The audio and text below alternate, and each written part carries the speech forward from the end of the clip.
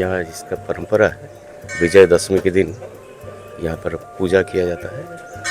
Mainly यहाँ शांति, समृद्धि और सुरक्षा, ये तीनों का ध्यान दिया जाता है।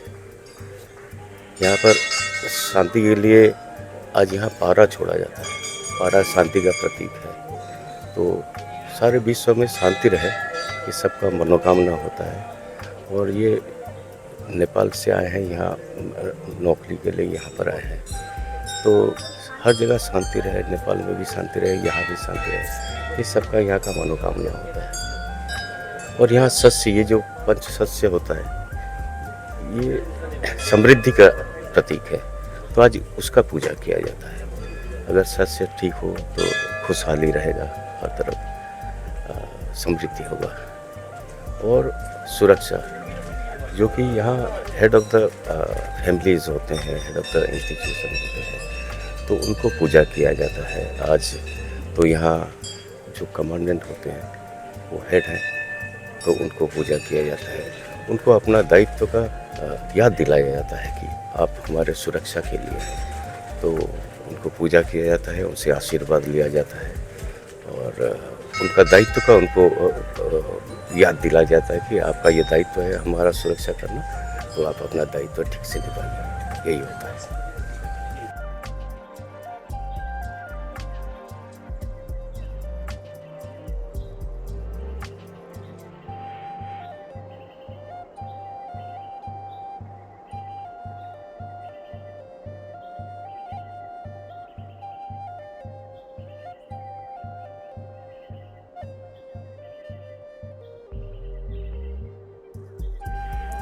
जी हाँ, 1963 से नेपाल से आके यहाँ नौकरी के दौरान में आके यहाँ गोरखा बटलाइन जमे, तब से ही यहाँ ये दशहरा पर्व मना रहे हैं। गोरखा जाति का मेन पर्व बोलने से, बड़ा पर्व बोलने से दशहरा है।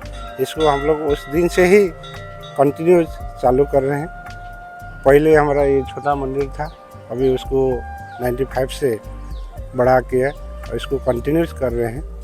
विशेष करके सप्तमी से दशहरा आज का दिन तक मेन मनाते हैं। दशहरा तो शुरू से हम लोग नव दुर्गा लागू होने से ही सब विधि विधान से करते हैं, लेकिन विशेष करके सप्तमी के दिन में सब फुलपाटी, ये सब फुलपाटी दिन में करके विशेष इसको जमरा बोलते हैं। और ये दशहरा टीका के दिन में, विशेष करके टीका के दिन में हम लोग ये जमरा लगा के और टीका लगा के अपने से बड़ा से आशीर्वाद लेने के लिए ये टीका लगाते हैं। यहाँ हमारा बटलाइन में जिसका अपना पिताजी और आपसे बड़ा कोई नहीं है, हम लोग नौकरी के दौरान में है, इसलिए बटलाइन का सबसे बड़ा बोलने से कमांडेंट साहब है। हम लोग यहाँ आके तिथि टाइम देख के जो पंडित लोग मुकर्रर किया है, वो टाइम में आके अपना टीका लगाते हैं और घर में जाके अपना बाल बच्चा को फिर टीका लगा देते हैं और बड़ा से आशीष लेते हैं और छोटा को आशीर्वाद देते हैं। ये कंटिन्यू चल रहा है, चलता रहेगा।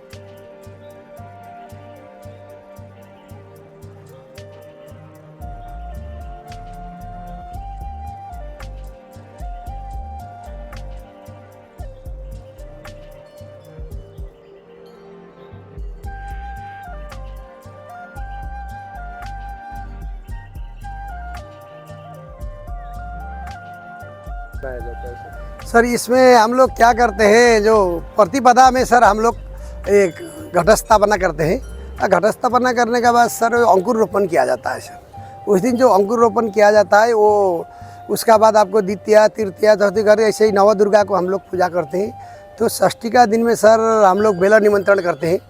तो शिव भगवान को निमंत्रण करके ले आने के बाद फिर सप्तमी में आपको सरस्वती आह्वान के लिए फूलपाती के लिए हम लोग प्रस्थान हो जाते हैं।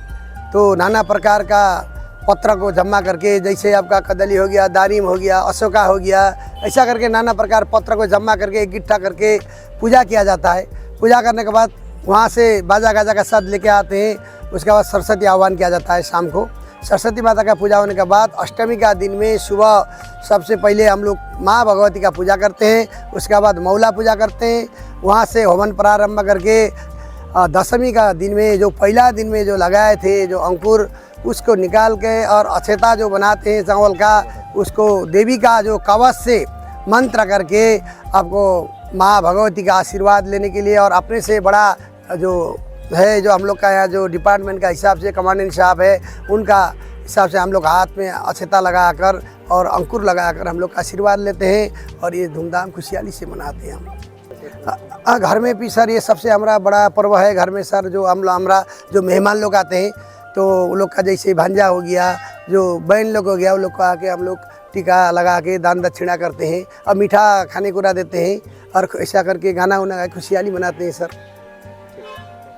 जी, दशहरा हम लोग नेपालियों का जय माँ, सबसे पहले मैं माँ का आशीर्वाद लेना चाहूँगी। जय माँ भुवनेश्वरी। ये हम दशहरा का प्रोग्राम जैसे हम लोग साल में एक बार से मनाते हैं। हमारे नेपाली कल्चर में बहुत ही महत्वपूर्ण पर्व है। और जैसे हम लोग नवरात्रि करते हैं, जैसे माँ का पूजा पाठ पूजा उपास करते हैं, तो हम लोग दशहरा दशमी के दिन में, जैसे आप लोग देख रहे हैं मेरे हाथ में जवारा है, तो ये हम लोग अपना लोग घर में भी लगाते हैं। जिनके घर में नहीं होता है वो हम लोग क्या करते हैं, सवेरे नहा धो के स्नान करने के बाद मंदिर में आते हैं और माँ का आशीर्वाद स्वरूप हम लोग जवार अपने घर में लेके जाते हैं। जैसे कि हमारे घर में जैसे हमारे बड़े बुजुर्ग रहते हैं, वो हमें पहले अक्षत का टीका लगाते हैं, उसके बाद में हमें आशीर्वाद स्वरूप ये जवार सबके हाथों में दिया जाता है। तो ये हम लोग का एक प्रकार से एक आशीर्वाद स्वरूप है। जैसे हम लोग बड़ों से आशीर्वाद लेते हैं, उनका आशीर्वाद, उनका ये गर्व है हमारे लिए। तो हम लोग बड़े हर्ष और उल्लास के साथ दशहरा का पर्व मनाते हैं। Thank you.